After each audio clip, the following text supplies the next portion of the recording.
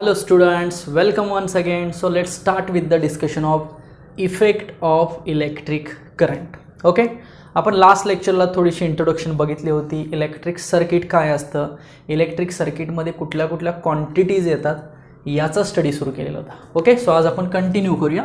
I hope तुम्हाला ते lecture व्यवस्थित समजलं असेल. So topic is effect of effect of electric current. Okay, it means we have to study the analysis or we have to study the actual meaning or actual significance of the electric current. Okay, आता सर्किटमध्ये electric current असतो म्हणजे काय असतो, circuit हे दोन प्रकारचे असतात, AC पण असतं आणि DC पण असतं.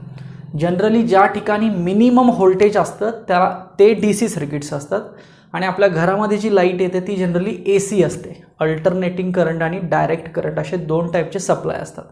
सो ओव्हरऑल आपण इलेक्ट्रिक करंटचं डिस्कशन केलेलं होतं की इलेक्ट्रिक करंट म्हणजे rate of flow of charge with respect to time. कुठल्याही सर्किटमध्ये इलेक्ट्रिक करंट कसा फ्लो होतो, कुठल्याही इलेक्ट्रिक सर्किटमध्ये व्होल्टेज नक्की कसं असतं, रेजिस्टन्स कुठं असतो, सोर्स कुठं असतो, तर हे इन जनरल सगळं माहीत पाहिजे आपल्याला. तर ते कसं लक्षात ठेवायचं बघा. एक सिम्पल मी सर्किट ड्रॉ करतो बघा. लाईक हा एक रेजिस्टन्स दाखवतो आणि मी इथं एक बॅटरी कनेक्ट करतो आणि इथं हा एक स्विच जोडतो असं लाईक दिस.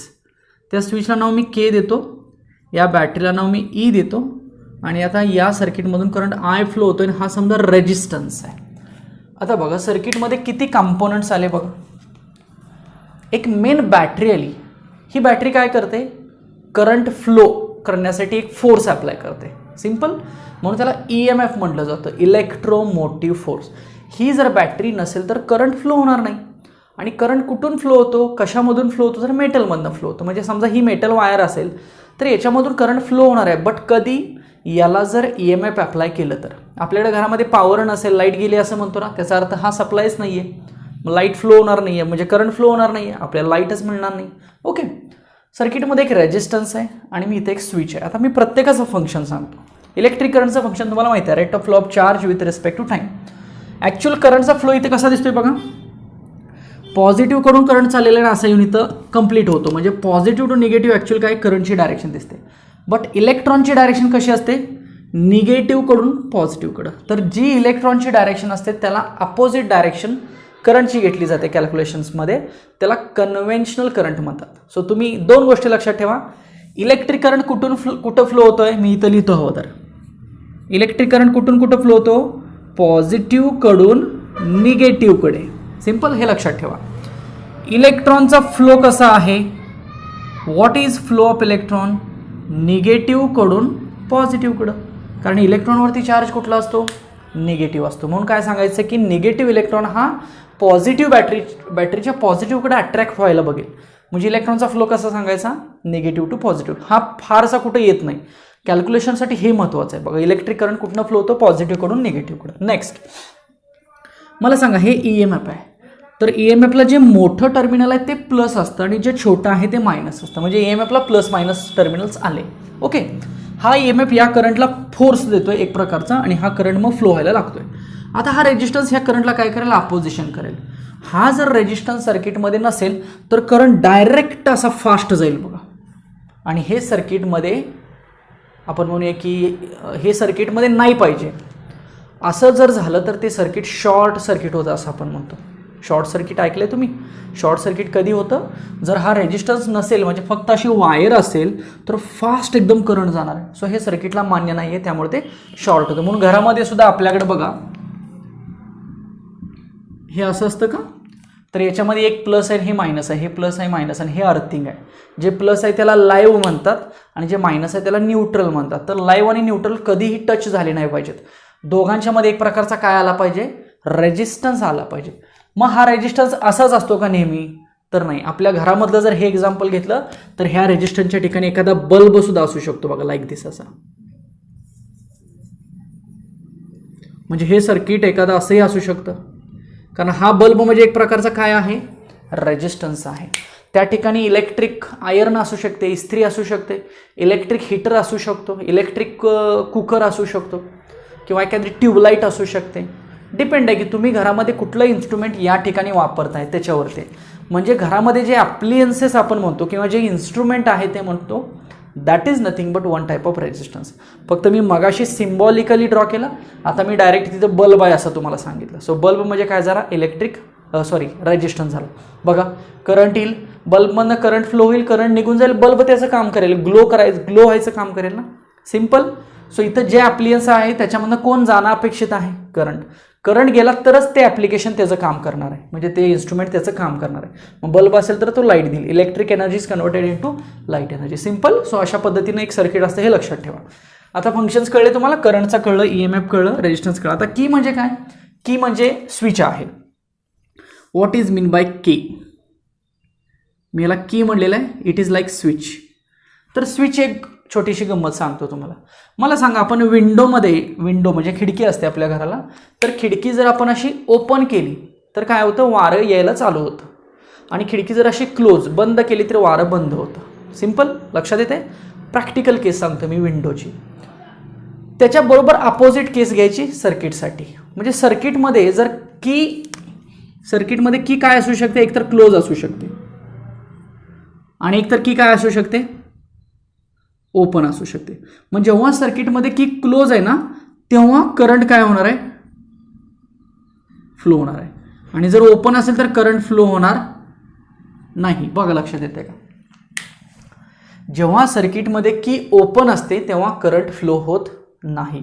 आपली विंडो ओपन असते तेव्हा वारं फ्लो होतं, असं आपण म्हणतो ना, एअर फ्लो होते, त्याच्या अपोजिट लक्षात ठेवा म्हटलं मी. सो सर्किटमध्ये जेव्हा स्विच क्लोज असेल तेव्हाच करंट फ्लो होतो आणि सर्किटमध्ये की किंवा स्विच जेव्हा ओपन असेल तेव्हा करंट फ्लो होत नाही. आणि हा जो स्विच आहे तो असाही दाखवला जातो, लाईक दिस. इथे एक असा ॲरो असतो बघा. तर आता ही ओपन दिसते आणि मी जर ही अशीच केली, अशी दाखवली तर काय झाली, ही क्लोज झाली बघा. सो दिस इज ओपन की अँड दिस इज क्लोज की. साहजिकच तुम्हाला क्लोजमध्ये कळतंय ना करंट सुरू आहे. So current flowing. इथं करंट जातच नाही आहे, करंट इथं झाला, इकडं पुढं जाणारच नाही, हवेतून जाईल का, नाही जाणार. सो करंट काय झाला, 0 झाला. सो ओपनसाठी करंट कसा असेल, 0 असेल. क्लोजसाठी मात्र करंट फ्लो होऊ शकतो. सो हे एक मी जनरल सांगतो, लक्षात आलं. नेक्स्ट, आता दुसरी गोष्ट, ओहम्स लॉ तुम्ही थोडंफार कुठेतरी ऐकलं असेल, ओहम्स लॉ. तर हा ओहम्स लॉ काय असतो बघा. So V is equal to IR. लक्षात ठेवा, V is equal to IR. वीर शब्द लक्षात ठेवा, वीर VIR. So V is equal to sign टाकायचं मध्ये into IR. So what is mean by V, voltage. What is mean by I, current. And what is mean by R, resistance. So V is equal to IR. आता कसं apply करायचं बघा. Ohms law काय सांगतो की एखाद्या ठिकाणी जर रेजिस्टन्स असेल सर्किटमध्ये, आता आपल्या सर्किटमध्ये रेजिस्टन्स कुठं येत आहे, एखाद्या ठिकाणी सर्किटमध्ये रेजिस्टन्स असेल तर त्या ठिकाणी एक व्होल्टेज तयार होतं. हे कोण सांगतो, ओहम सांगतो. आणि किती व्होल्टेज तयार होतं, तर त्या रेजिस्टन्सची व्हॅल्यू आणि त्याच्यामधून जाणारा करंट, म्हणजे थोडक्यात I इंटू R. सो आपल्याला या आरच्या ठिकाणी किती व्होल्टेज बघायला मिळेल, सो I इंटू R. म्हणजे ह्या आरच्या ठिकाणी एक काय आहे, व्होल्टेज आहे. त्यालाच PD असं म्हटलं जातं, पोटेन्शियल डिफरन्स सुद्धा म्हणतात बघा. आणि साईन कसे असतात, हे प्लस आणि हे मायनस. सो करंट ज्या डायरेक्शनला चाललाय ना त्या साईडला प्लस द्यायचं. जर करंट इकडून येत असतं तर हे प्लस झालं असतं, हे मायनस असतं. म्हणून एक लक्षात ठेवा की रेजिस्टन्सला कधी पोलॅरिटी नसते. Resistance does not having any polarities, plus minus. But we can consider the polarities to the resistance. आपण रेजिस्टन्सला पोलॅरिटी म्हणू शकतो. मग कशी, समजा इकडून रेजिस्टन्स चालला, करंट चालला तर प्लस मायनस. समजा इकडून करंट चालला तर प्लस मायनस. म्हणजे ज्या डायरेक्शननं करंट येतोय ती डायरेक्शन पहिली प्लस म्हणायचं आणि रिमेनिंग आहे ती मायनस म्हणायचं. सो रेजिस्टन्सला इथं पोलॅरिटी कशी तयार झाली, इकडून करंट चालला ना, so plus minus. So voltage तयार झालं, V is equal to IR. हे मेन EMF आहे E. सो सर्किटमध्ये किती EMF झाले, आता 2 झाले. एक मेन EMF E आणि दुसरं म्हणजे पोटेन्शियल डिफरन्स V. आणि त्याची व्हॅल्यू किती असते, V is equal to IR असते. सिम्पल. आता याच्यामध्ये आपल्याला हिटिंग इफेक्ट शिकायचा आहे, इलेक्ट्रिक करंटचा heating effect. So heating effect of electric current. Now what is mean by heating effect of electric current. अगदी नावातच आहे बघा, फारशी काही डेफिनेशन अवघड नाही आहे, अगदी नावातच आहे, heating effect of electric current. Electric करंटमुळं जर हीट तयार झाली, काय म्हटलं मी, इलेक्ट्रिक करंटमुळे जर हीट तयार झाली, it means what, due to the electric current if there is a heat produced, it is nothing but heating effect. मग आता कुठं हीट प्रोड्यूस होणार आहे? ओके, सो हीट कुठं प्रोड्यूस होते? तर ज्या ठिकाणी रेजिस्टन्स आहे त्या ठिकाणी हीट प्रोड्यूस होते. म्हणजे फॉर एक्झाम्पल बल्ब आहे, बल्ब ग्लो होतो, याचा अर्थ तो बल्ब थोडा हीट बाहेर पण टाकतोय ना. तुम्ही बल्बला थोडासा हात किंवा त्याच्या जवळ जाऊन बघितलं तर तो गरम, हीट लाईक गरम झालेला असतो ना, त्याचं टेम्परेचर इन्क्रीज झालेलं असतं. इट मीन्स तो आपल्याला हीट देतोय. म्हणजे करंट फ्लो झाल्यामुळे काय होतंय, त्या रेजिस्टन्समधून हीट आपल्याला बघायला मिळते. Simply this is nothing but the heating effect of electric current. कळलं? इलेक्ट्रिक आयर्न एक्झाम्पल घ्या, इस्त्री असते ना. इलेक्ट्रिक कुकर एक्झाम्पल घ्या, इलेक्ट्रिक हीटर एक्झाम्पल घ्या, बल्ब एक्झाम्पल घ्या. एवढी सगळी एक्झाम्पल्स म्हणजे आपण काय म्हणू शकतो, heating effect of electric current. आणि मी काही इक्वेशन्स पण लिहिली होती तुम्हाला मागच्या लेक्चरला.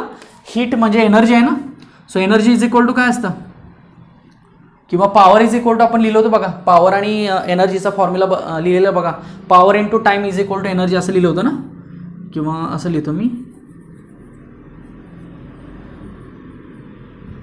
ॲक्च्युली पॉवर म्हणजे काय असतं, वर्क अपॉन टाईम ना, आणि हे वर्क म्हणजेच काय असतं, एनर्जी असते. So energy upon time. So what is energy? So it is power into time. बरोबर का? एनर्जी कशामध्ये मेजर होते? जूलमध्ये मेजर होते. किंवा मला हे सांगा, पॉवर कशात असते? वॅटमध्ये. आणि टाईम कशात असतो? Second. So watt second is also nothing but what, joule ना. लक्षात राहा, हे मी थोडंसं मला वाटतं लास्ट लेक्चरला सांगितलं होतं तुम्हाला. मी लास्ट लेक्चरला एक लाईट बिलची पण कंडिशन सांगितली होती बघा. लाईट बिल कसं तयार होतं आपल्या घरामध्ये. तर ॲक्च्युली वॅट सेकंद हे खूप कमी पडतं ना मेजरमेंटसाठी, म्हणून वॅटचं कन्वर्जन किलो वॅटमध्ये करायचं आणि सेकंडचं कन्वर्जन हावर्समध्ये करायचं. ओके, म्हणजेच हा फॉर्म्युला आपल्याला एनर्जीचा कसा होणार. So energy is equal to kilowatt into hour. So याला आपण नाव काय दिलं होतं, 1 युनिट असं म्हटलं होतं ना, आठवतं आहे का बघा. याचं मी एक एक्झाम्पल पण तुम्हाला म्हटलं की तुमच्या घरामध्ये जे काही सध्या लाईट बिल येत आहे ते तुम्ही फाइंड करायचा प्रयत्न करा. म्हणजे एक युनिट किती युनिट्स कन्झ्युम होत आहेत तुमच्या घरामध्ये बघा. मग एखाद्या युनिटला तुम्ही 6 रुपीज 7 रुपीज असं ॲप्रॉक्सिमेट कॉस्ट लावा. मग तुम्हाला कळेल की महिनाभरात तुमच्या घरामध्ये किती बिल येतं. आणि ॲक्च्युअल मग तुमच्या आईवडिलांना विचारा तेवढंच बिल येतं आहे का. थोडंसं कुठं तर साम्य असेल, इक्वलायझेशन इक्वल असेल तर तुमचं कॅल्क्युलेशन थोडंसं बरोबर आहे असं आपण म्हणू शकतो. बट त्यासाठी तुम्हाला ॲप्रॉक्सिमेट घरामधले जेवढे इन्स्ट्रुमेंट आहेत त्यांच्या पॉवर्स माहीत पाहिजेत. त्या पॉवर्स किलो वॅटमध्ये घेतल्या पाहिजेत. वॅटमध्ये माहीत असतात, त्या किलो वॅटमध्ये कन्वर्ट केल्या पाहिजेत. त्या किती हार्स दिवसामधून सुरू आहेत, मग महिन्यामधून, हे सगळं तुम्हाला कॅल्क्युलेट करून ते ॲडिशन सगळी केली पाहिजे. सो अशा पद्धतीनं हे एवढं तुम्हाला लक्षात राहिलं पाहिजे. मी काही इक्वेशन्स पण लास्ट लेक्चरला तुम्हाला हीटचे सांगितले होते बघ. ठीक आहे. So this is nothing but the heating effect of electric current. यातला अजून एक छोटासा पॉईंट तुम्हाला सांगायचा राहिला. तर तुम्ही हे ऐकलंय कधी, व्होल्ट मीटर आणि ॲमीटर असे 2 डिव्हाइसेस असतात. एक डिव्हाइस असतं व्होल्ट मीटर आणि ॲमीटर. ह्या टॉपिकमध्ये आहे पुढं ते ॲक्च्युली गॅल्व्हनोमीटर म्हणून पॉईंट आहे. आपण या टॉपिकवरती 4 लेक्चर्स घेणार आहोत, कारण 4 लेक्चर्समध्ये ऑलमोस्ट टॉपिक व्यवस्थित संपून जातो आहे. सो हे आपलं दुसरं लेक्चर आहे. सो व्होल्ट मीटर आणि ॲमीटर असे 2 इन्स्ट्रुमेंट्स असतात जे की गॅल्व्हनोमीटर्स आहेत. गॅल्व्हनोमीटर 2 टाइप्समध्ये डिवाइड होतं, ॲमीटर आणि व्होल्ट मीटर. नावातच आहे बघा, व्होल्ट मीटर जो आहे तो व्होल्टेज मेजर करेल. सिंपल, जो व्होल्ट मीटर आहे तो काय मेजर करेल, व्होल्टेज मेजर करेल. आणि जो ॲमीटर आहे तो करंट मेजर करेल. आता याच्या आतमध्ये इन डिटेल काय असतं, रेजिस्टन्स, कॉईल असतात, हे सगळं तुम्हाला 12थला स्टडी आहे गॅल्व्हनोमीटरचा. बट आत्तासुद्धा 10थला जो काही स्टडी आहे तो मी तुम्हाला डेफिनेटली गॅल्व्हनोमीटरचा सांगणार आहे. बट त्याच्या आधी मी थोडक्यात इंट्रोडक्शन देतो की व्होल्ट मीटर म्हणजे काय आणि ॲमीटर म्हणजे काय. So voltmeter is what, the device used to measure voltage in the circuit. मग AC असू दे, DC असू दे, that is called as voltmeter. And the device used in the circuit to measure electric current, that may be DC or AC, it is called as ammeter.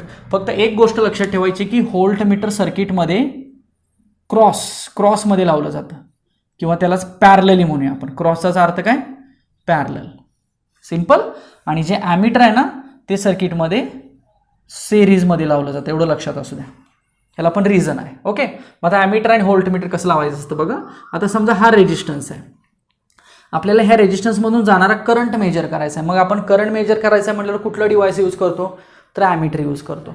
तर ह्या सर्किटमध्ये कुठं ammeter असेल, तर ॲमीटर मी काय म्हटलं, सिरीजमध्ये लावायचं. मग काय करायचं, समजा हे ॲमीटर आहे तर हे सिरीजमध्ये कसं लावायचं, तर हे सर्किट आहे असं बघा, तर इथं ॲमीटर लावायचं. फॉर एक्झाम्पल हे मी ए म्हणतो, ए फॉर ॲमीटर.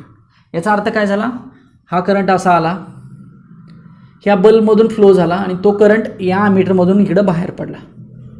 इथं येऊन करंट क्लोज होतो, थोडक्यात सर्किट क्लोज होतं. सो याच्यामधनं करंट गेला ना, हे गॅलोनोमीटर एक प्रकारचं, ह्याच्यामध्ये कॉईल वगैरे असते, डिफ्लेक्शन दाखवतं. सो याच्यामधला करंट काय झाला आपल्याला मेजर झाला. आणि व्होल्टमीटर काय म्हटलं मी, क्रॉस किंवा पॅरलली लावायचं. याचा अर्थ हे समजा रेजिस्टन्स आहे, तर तुम्हाला त्या रेजिस्टन्सच्या अक्रॉसचं व्होल्टेज म्हणजे हे मेजर करायचं आहे, that is V. V is equal to I R. तर व्हीची व्हॅल्यू तुम्हाला समजा मेजर करायचं, तर काय करायची, इथून एक टर्मिनल काढायचं आणि इथून एक टर्मिनल काढायचं आणि या दोघांच्या मध्ये काय लावायचं, व्होल्टमीटर लावायचं. याला म्हटलं जातं ॲक्रॉस.